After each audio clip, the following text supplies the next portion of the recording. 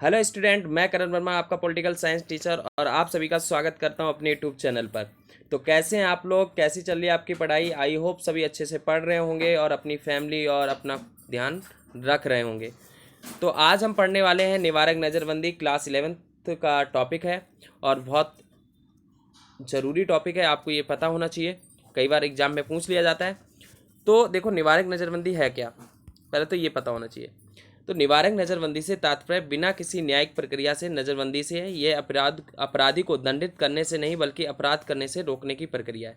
अब मैं आपको अपनी उसमें लैंग्वेज में बताऊं, भाषा में।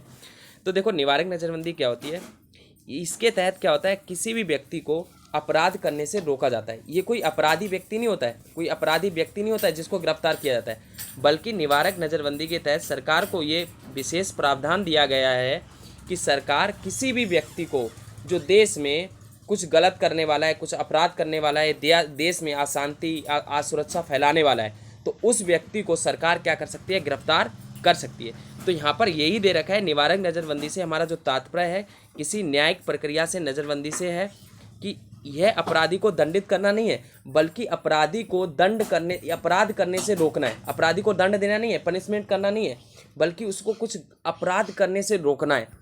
तो इसके लिए इसका प्रयोग किया जाता है। निवारक नज़रबंदी से अभिप्राय है कि अगर कोई व्यक्ति देश की कानून व्यवस्था या अशांति सुरक्षा के लिए खतरा बन सकता है तो उसे बिना मुकदमे चलाए बंदी बनाया जा सकता है ना।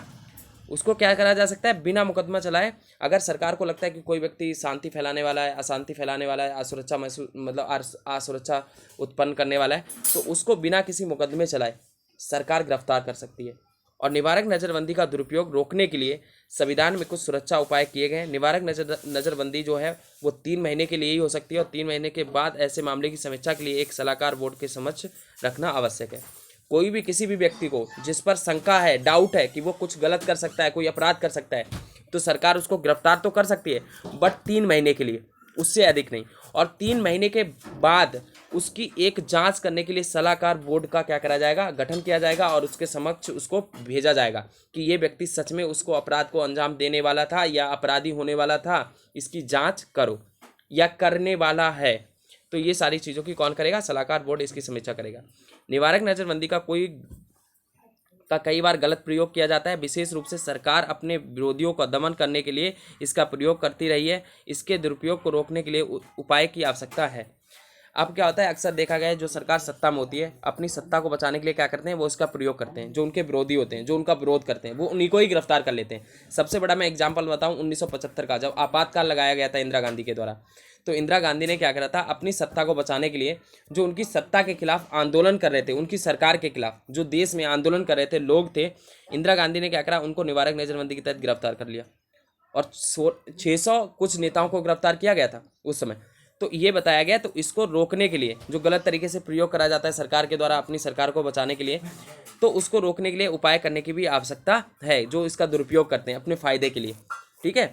बल्कि इसका प्रयोग किस लिए करना चाहिए, देश की सुरक्षा के लिए। जैसे यहाँ पर दे रखा है, अब बताता हूँ। भारत के संविधान के अनुच्छेद 22 है और उसका खंड 3, उसमें निवारक नज़रबंदी का उल्लेख किया गया है। और निम्नलिखित आधारों पर सरकार क्या कर सकती है, निम्नलिखित आधार हैं जिनके आधार पर सरकार निवारक नज़रबंदी का प्रयोग कर सकती है। वो आधार क्या है कि राज्य की सुरक्षा को मद्देनजर रखते हुए ही निवारक नज़रबंदी की जाएगी। अगर कोई व्यक्ति राज्य की सुरक्षा को खतरा पहुंचा रहा है तभी उस व्यक्ति को गिरफ्तार किया जाएगा। दूसरा, सार्वजनिक व्यवस्था को बनाए रखने के लिए, अगर कोई व्यक्ति सार्वजनिक व्यवस्था को या सार्वजनिक समाज में कोई गलत करने वाला है जिससे सार्वजनिक व्यवस्था खराब होने वाली है, तो उस समय उस व्यक्ति को गिरफ्तार किया जाएगा।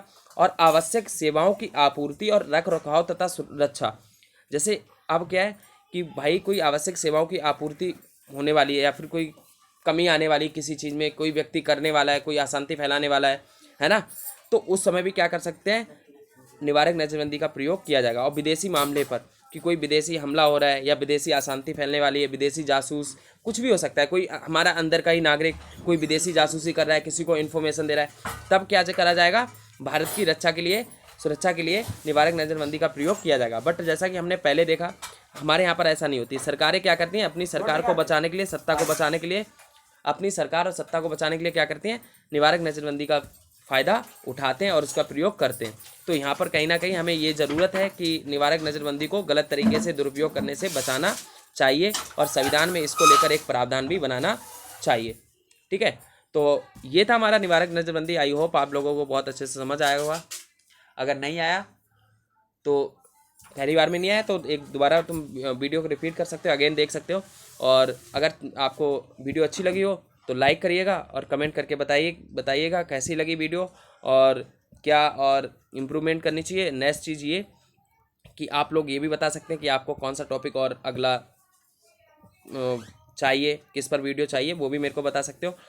तो ये था हमारा आज का टॉपिक और मिलते हैं अगली वीडियो में। तब तक के लिए चैनल को सब्सक्राइब कर दें, लाइक करें, कमेंट करें और मिलते हैं नेक्स्ट वीडियो में। तब तक के लिए धन्यवाद वीडियो देखने के लिए।